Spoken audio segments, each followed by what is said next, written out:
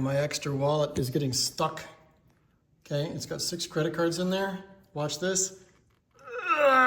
Jeez. I can't get them to come out. I have to pull them out. Let's see if I can do this with one hand.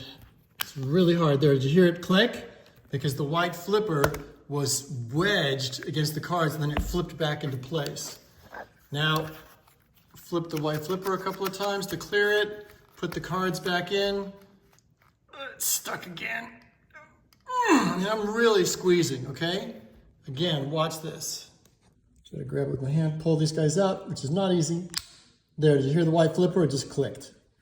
It's totally broken. Does this most of the time now. It's really not usable. It sucks. I'm gonna take this card off. It's still doing it. I'll take off the card around the back here. Well, I mean, it's screwed, so let's see what happens here.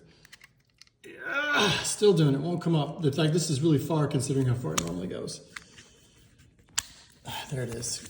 Another thing is this thing you used to get, you guys sent me, it wore out in like 2 months. It's useless.